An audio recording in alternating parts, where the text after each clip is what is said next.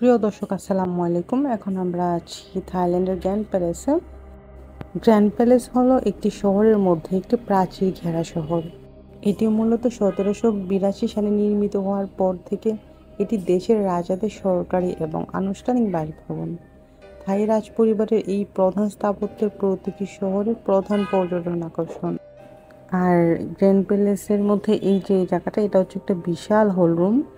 এই হল রুমটাতে মূলত প্রোগ্রাম হয়। আর যারা গ্র্যান্ড প্যালেসে ঘুরতে যায় তারা গ্র্যান্ড প্যালেসে যাওয়ার আগে সবাই দেখলাম এই হল রুমটাতে আসে। এখানে কিছু থাইল্যান্ডের পিকচার আছে, থাইল্যান্ডের সুন্দর সুন্দর পিকচার কিছু আছে শহরের। সবাই দেখলাম ওই পিকচারগুলোর সামনে এইভাবে সেজে গুজে ছবি তুলে। ঠিক সবগুলো রিজন আমার জানা নাই। এখানে ওরা গলার মধ্যে ফ্লাওয়ার দেয়, রিয়েল ফ্লাওয়ার পুঁতি মিক্স করে আমরা গায়ে হলুদ যেরকম করে সাজিয়ে ওরকম একটা গলার মধ্যে মালা দেয়। সবাই মালা দিয়ে এখানে ছবি তুলে, গ্রুপ ছবি তুলে।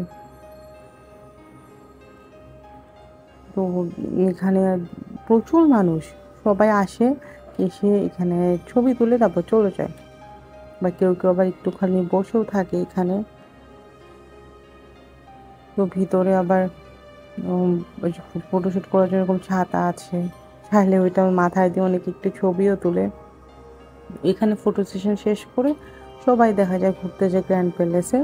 গ্র্যান্ড প্যালেসটাতে মূলত ওদের রাজার আদি বাড়ি ছিল, এখন কেউ থাকে না, বাট এটা এখন অনেকটা দর্শনার্থীরা যায়, বা এখন কিছু কিছু অফিস আদালত আছে। তবে থাইল্যান্ড গেলে অবশ্যই চেষ্টা করবেন গ্র্যান্ড প্যালেসটা ঘোরার। কারণ যদি ওই রাজার বাড়িটা না দেখেন, আসলে থাইল্যান্ডের যে বৌদ্ধ ধর্মের জন্য কতটা ইনভেস্টমেন্ট করা হতো আগে। ওখানে কিছু মূর্তি আছে, মূর্তি বললে ভুল হবে, কিছু স্ট্রাকচার আছে, দেখলে অবাক হয়ে যাবেন, এত বিশাল আর এত রকমের সুন্দর, সোনালি কারুকাজ করা। এই যে বড় বড় পিকচারগুলো দেখতে পাচ্ছেন, এই পিকচারগুলোর সামনে কেন যেন গ্রুপ ছবি তোলে সবাই। এখানে একটা মিউজিয়ামের মতো আছে, গ্যালারির মতো আছে, এইগুলোর সামনে সবাই ছবি তোলে। সবগুলো হিস্ট্রি আমার আসলে জানা নাই। এখানে এই যে পেন্টিংগুলো আছে, এই পেন্টিংগুলোর নিশ্চয় কোনো হিস্ট্রি আছে, না হয় এগুলোর সামনে সবাই কেন ছবি তুলবে, সবগুলো রিজন আমার জানা নাই। বাট এই হল রুমটাতে সবাই দেখলাম বিভিন্ন অফিস থেকে বা বিভিন্ন কোম্পানি থেকে আসে, এসে হাতের মধ্যে ওদের বিভিন্ন কোম্পানি, এনজিও যেটাই হোক, ওদের নাম লেখা থাকে, ওগুলো নিয়ে ছবি তোলে বা ব্যানার থাকে। এই আর কি। এখানে মোটামুটি ঘোরাঘুরি শেষ আমাদের। এখানে ঘোরা শেষ করে আমরা গ্র্যান্ড প্যালেসের দিকে যাচ্ছি। ওরা যেখানে পূজা দিয়েছে, যে টেবিলের উপর খাবারগুলো দেখতে পাচ্ছেন, এগুলো আসে ওদের ঠাকুরদের বা দেবতাদের খাবার দিয়েছে। এটা হচ্ছে গ্র্যান্ড প্যালেসের গেট। সবাই ওই যে ওখানে বললাম না, ওখানে ঘুরে এসে তারপর গ্র্যান্ড প্যালেসের ভিতরে যান। এটার ভিতরে প্রবেশ না করলে আপনি চিন্তাও করতে পারবেন না এটা আসলে কত বড়, কি বিশাল আকৃতির এটা।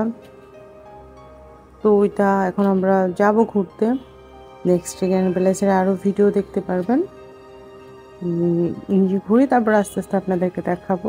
তো বাইরের থেকে যে বিশাল লাগছে গেটটা, অনেক কিছু, মানুষগুলোকে দেখেন কত ছোট ছোট লাগছে গেটটার কাছে। ওকে, আমি ভিতরে যাই, তারপর আস্তে আস্তে গ্র্যান্ড প্যালেসের ভিডিও আপনাদেরকে দেখাবো। প্রচুর দর্শনার্থী এখানে, দেশি বিদেশি প্রচুর মানুষ আছে এখানে। শুধু যে থাইল্যান্ডের মানুষ তা না, এখানে ম্যাক্সিমামই কিন্তু পর্যটক, বিভিন্ন কান্ট্রি থেকে এখানে ঘুরতে এসেছে। তবে এখানে একটা মজার ব্যাপার, এখানে কিন্তু শর্ট প্যান্ট পরে গ্র্যান্ড প্যালেসে